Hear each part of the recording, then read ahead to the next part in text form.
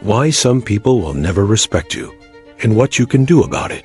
What if I told you that over 80% of people admit they've stayed silent in the face of disrespect? Not because they forgave it, but because they feared confrontation? And here is the shocking part. Most of them are still dealing with the exact same toxic people today. Why? Because they never set the rules. Because they hoped others would just understand. Because deep down, they believed that staying silent was the high road. But let me ask you something. When was the last time someone respected you more because you tolerated their disrespect? When was the last time a boundary magically appeared just because you waited for it? Let's be brutally honest. The world does not reward silence. It rewards clarity. It respects strength. And if you do not define your worth, someone else will define it for you. Always lower than what you deserve. People treat you the way you allow them to, said Wayne Dyer. And he was right. We are not talking about being aggressive or rude. We are talking about knowing your line and never letting anyone cross it without consequence. And yes, it can be uncomfortable. It might even make you lose a few people. But here is the truth that might send a chill down your spine. If your peace depends on other people liking you, you are already their prisoner. Now think about this. Why do some people never get interrupted when they speak, while others are constantly talked over? Why do some people walk into a room and instantly command respect, while others are ignored? It is not status. It is not money. It is presence. It is energy. And it is the boundaries they have built with blood, sweat, and silence. That is the power of Stoic strategy. Not to fight every battle, but to know which ones are beneath you. And in the next few minutes, you are going to discover 8 brutal, effective, and liberating strategies that will change the way you respond to anyone who disrespects you forever. Let's get into it. Strategy 1. Win respect with one look. The power of a steady gaze. How to command respect without saying a word. What if I told you that your eyes can end a conflict before it even starts? No shouting, no clever comeback. Just a silent stare, still, steady, and unshakable. Sounds too simple?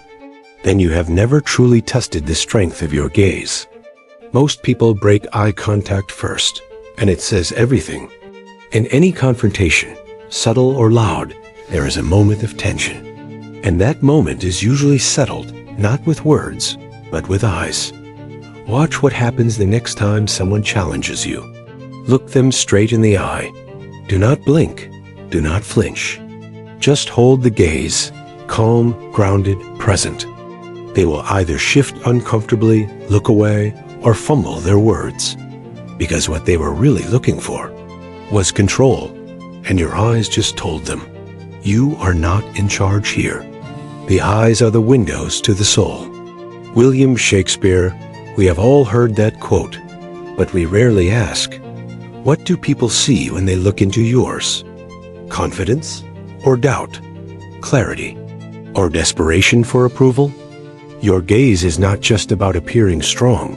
It is about being so rooted in your own value that you do not need to raise your voice to be heard. And yes, I have tested this. There was a time when I worked under a manager who thrived on humiliating others in meetings. One day, in front of 10 people, he made a passive-aggressive joke about my performance. In the past, I would have laughed nervously or tried to defend myself. But this time, I said nothing. I simply looked at him. Calm, still, silent. The room froze. He shifted in his chair. Changed the subject. Everyone felt the shift, and they remembered it. Stillness is often louder than rage. We live in a world where everyone is shouting to be heard. But those who are truly in control rarely need to raise their voices. That is what makes a steady gaze so unsettling. It is not passive. It is powerful. It forces people to confront themselves because you are clearly not reacting the way they expected.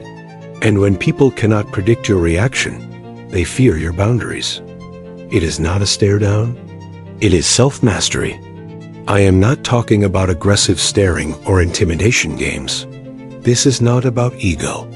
It is about knowing yourself so deeply that no insult, no interruption, no passive dig can pull you off center. Because once your emotions stay still, your presence becomes unshakable. So here is the challenge. Next time someone disrespects you, even subtly, do not talk back. Just pause. Look at them. Breathe. Say everything with your silence. You will be shocked at how loud your gaze can become when you finally decide not to lower it. Strategy 2. When silence becomes a weapon. What if the strongest thing you could say was nothing at all? Most people believe silence means weakness, that if you do not defend yourself, you are giving in. But what if silence is not surrender? What if it is control? When someone tries to provoke you, they are fishing for your reaction. And here is the truth. The moment you respond emotionally, you are playing their game. You try to defend your choices. You try to explain your value. You try to win back respect that should never have been questioned in the first place. But silence flips the script. Because when you say nothing, you say, "You are not important enough to disturb my peace." That is not weakness. That is power. Silence is one of the great arts of conversation. Marcus Tullius Cicero, let me share something personal. Years ago, I was in a group meeting where a colleague tried to call me out. Not to offer feedback, but to humiliate. He said with a smirk, "So you really think your idea is good enough to lead this project?" Everyone turned to me, expecting a rebuttal, a justification, an argument.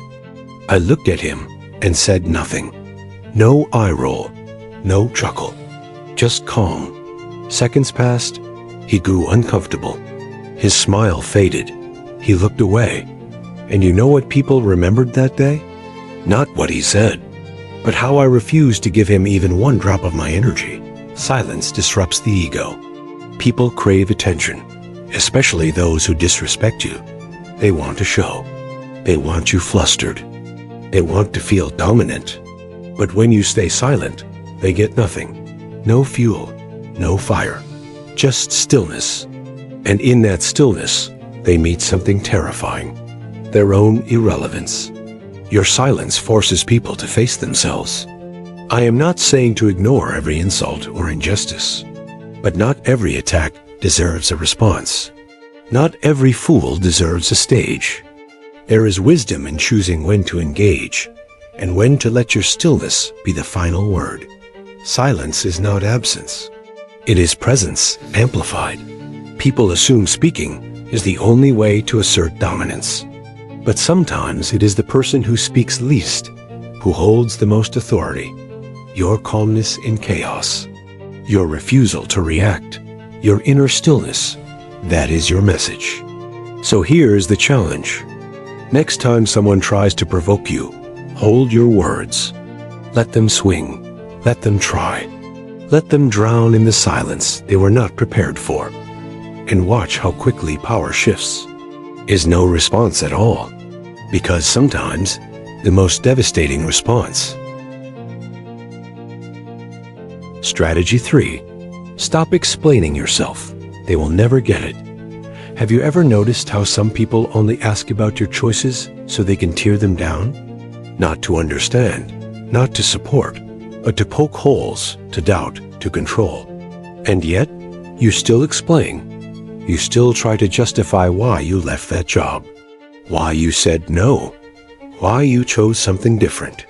But here is the truth. The more you explain yourself, the smaller you become. Explaining is not clarity. It is permission-seeking in disguise. When you explain, you are not just giving information. You are opening the door to judgment. Think about that. You say, "I started my own business." They say, "But is that stable?" You say, "I ended the relationship." They say, "Was it really that bad?" And suddenly, your life is on trial. Not because they care, but because they want to feel superior. As the great Epictetus once said, If you want to improve, be content to be thought foolish and stupid. You must stop trading authenticity for approval, because trying to make others understand your path is often the first step in abandoning it. Let me tell you something I had to learn the hard way. When I quit a safe corporate job to pursue writing and coaching, people panicked for me. Are you sure? That sounds risky. What if it does not work? I talked about my vision, my passion, my business model. At first, I tried to explain, but no matter how detailed I was, their doubts stayed. Until one day, I stopped explaining. Now I just say, this is the life I choose. And that is enough, because I do not owe them a blueprint. They were never going to build with me anyway. Not everyone deserves access to your reasoning. Some people want understanding. Others want leverage. Learn to know the difference. And when in doubt, protect your decisions with silence. That is not arrogance. That is boundary. You are not cold. You are clear. You are not rude. You are resolved. Explaining too much tells people you are not sure. Even if you are, even if your gut is screaming yes, your words say maybe when you explain too long. Confidence is not loud. It is quiet. And few things are more powerful than choosing your path and letting others deal with their discomfort. So here is your reminder. You do not owe explanations for your peace, for your dreams, for your standards, for your no, for your yes. Say less. Stand tall. Keep walking. And if they still do not get it, good. They were never meant to. Strategy 4. Draw the line or be walked on forever. If you never draw the line, do not be surprised when people step all over you. That sounds harsh, because it is. But it is also the reason many people feel exhausted, unappreciated, and quietly resentful. Not because others are cruel, but because they never said, enough. Boundaries are not walls. They are doors with locks, and you control the key. Most people confuse boundaries with isolation. But in reality, boundaries are how we protect energy, time, values, and yes, self-respect. As the author Brené Brown once said, daring to set boundaries is about having the courage to love ourselves, even when we risk disappointing others. That quote hit me deeply, because I used to be a people pleaser, always available, always agreeable, always drained. Until one day, a close friend made a joke about something personal, something I never gave him permission to bring up. I laughed it off at first, but later, I could not shake the feeling of being exposed. That night, I texted him, "Hey, I know you were joking, but that crossed a line for me. Please do not bring that up again." He replied with a simple, "Got it. And you know what? We are still friends." But now, there is respect where there used to be assumption. If you do not set the tone, others will play their music on full volume. People are not mind readers. They treat you based on what you allow or what you fail to correct. Think about it. How many times have you said yes when your gut screamed no? How often have you stayed in conversations, friendships, even jobs, long after they started draining you? Boundaries are not just about saying no. They are about deciding what kind of life you will no longer tolerate. Every time you tolerate disrespect, you rewrite your worth. And here is the scary part. If you do it long enough, others will believe that version of you more than you believe in yourself. But when you start saying, "I do not answer texts after 9 p.m. I cannot help with this today. I am not okay with that tone," something magical happens. You stop being reactive and start being rooted. People may push back. They may guilt trip you, but they will also begin to adjust. Because boundaries teach people how to treat you without you having to repeat yourself. So here is the challenge. Look at your life. Where do you feel small? Who drains you? What patterns exhaust you? That is where a boundary is missing. You do not need to shout. You just need to decide. This is the line. And hold it every single time. Because if you do not protect your peace, nobody else will. Strategy 5. Stand like you mean it. The silent power of body language. Before you say a word, your body already told the room everything it needs to know about you.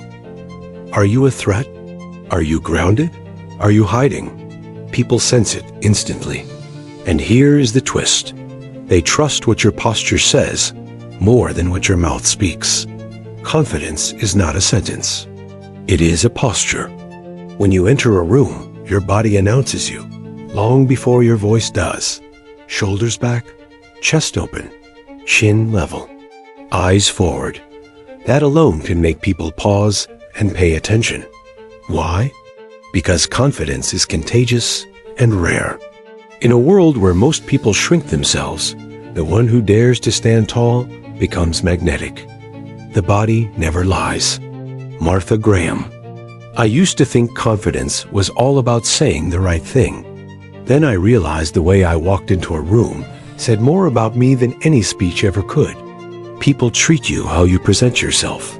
Let me share a story. A few years ago, I was attending a networking event. I had great ideas. I was well prepared. But I walked in hunched over, phone in hand, blending in with the wallpaper. No one noticed me. No one approached. The next day, I changed just one thing: posture.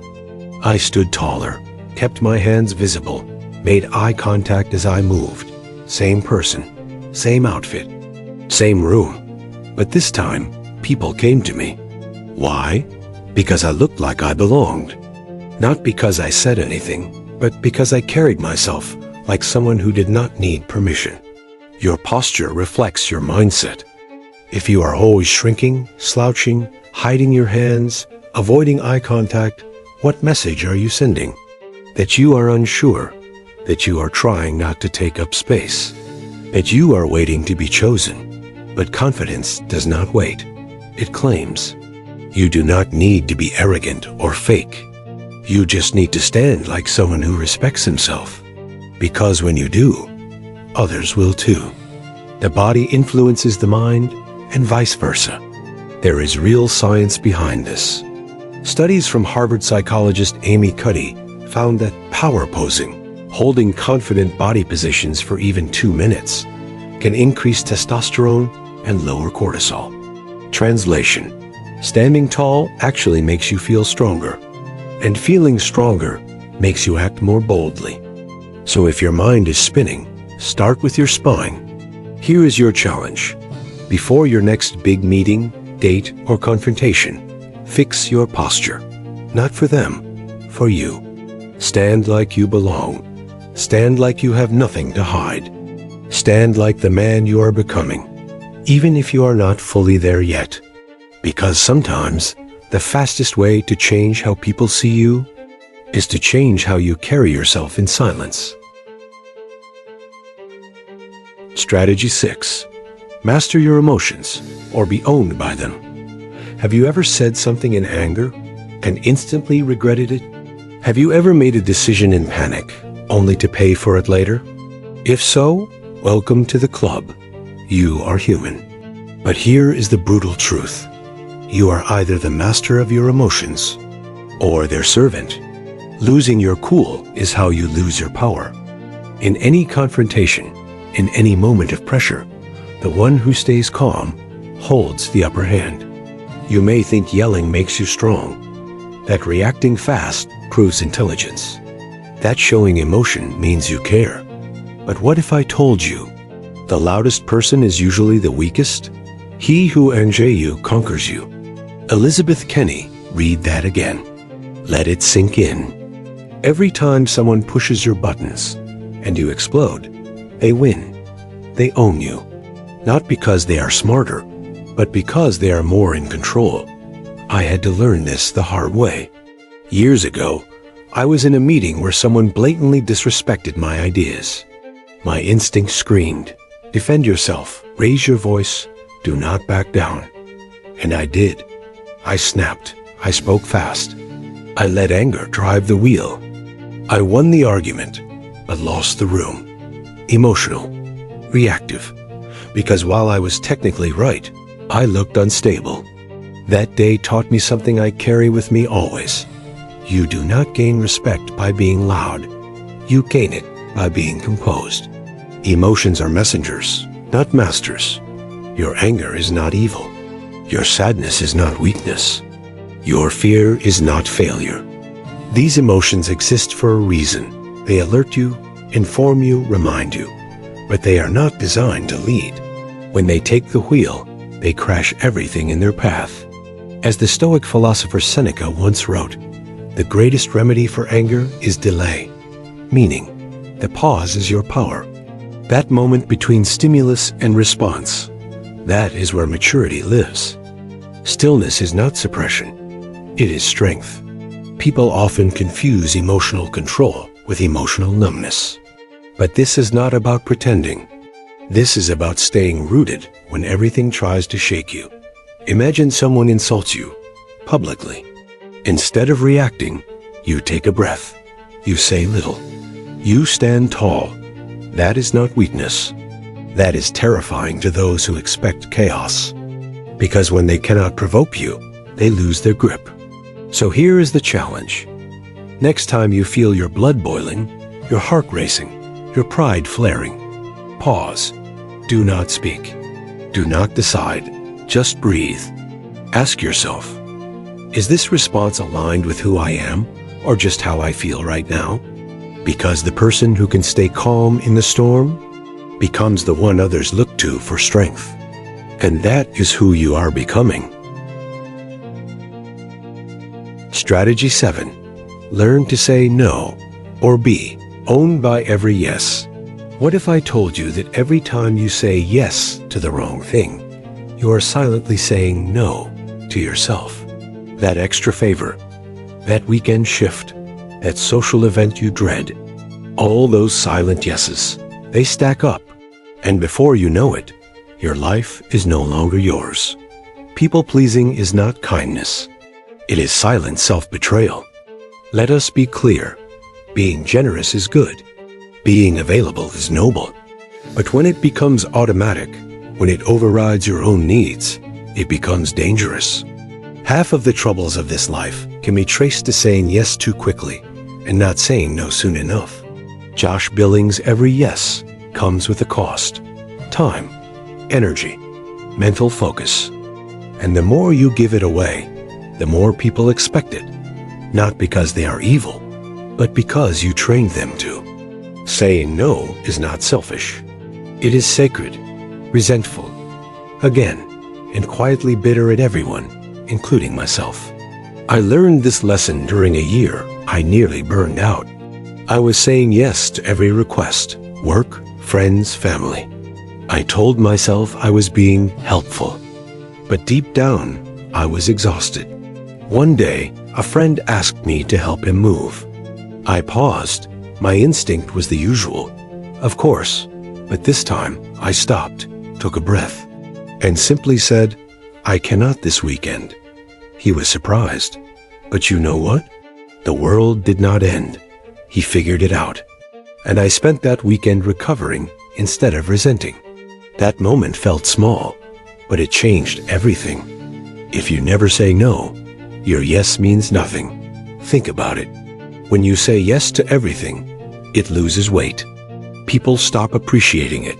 Worse, they start expecting it. But when your yes is intentional, when it comes from a full cup, it holds power. It means something. And to protect that power, you must be willing to say, no, I am not available. No, that does not align with my priorities. No, thank you. No apology.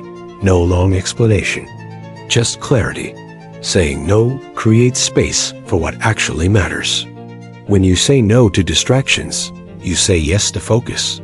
When you say no to chaos, you say yes to peace. When you say no to obligation, you say yes to purpose. You have to decide what your highest priorities are and have the courage pleasantly, smilingly, non-apologetically to say no to other things. Stephen Covey. That takes practice. But it is worth it. Here is your challenge. This week, say no to one thing you would normally say yes to, out of guilt, fear, or habit, and watch what happens. You will feel a strange mix of guilt and freedom. That is normal. But underneath it, something powerful will start to grow. Your voice. And when you own that voice, you stop being everyone's option and start becoming your own priority. Strategy 8. Never lower your value, even if it makes people uncomfortable. What if I told you the real reason some people disrespect you is not because they cannot see your worth, but because you keep giving it away? Think about it. How many times have you laughed at a joke that made you feel small? Accepted a role that was beneath you? Stayed silent when someone crossed the line? Not because you agreed, but because you thought keeping the peace was more important than protecting your value. The moment you shrink to make others comfortable, you teach them to treat you smaller. Let that sink in. People do not just discover your worth. They respond to how you carry it. As the great Eleanor Roosevelt once said, "No one can make you feel inferior without your consent." Your value is not determined by your salary, your followers, or the approval of others. It is determined by how you show up when it matters, especially when it is uncomfortable. I used to think humility meant staying quiet.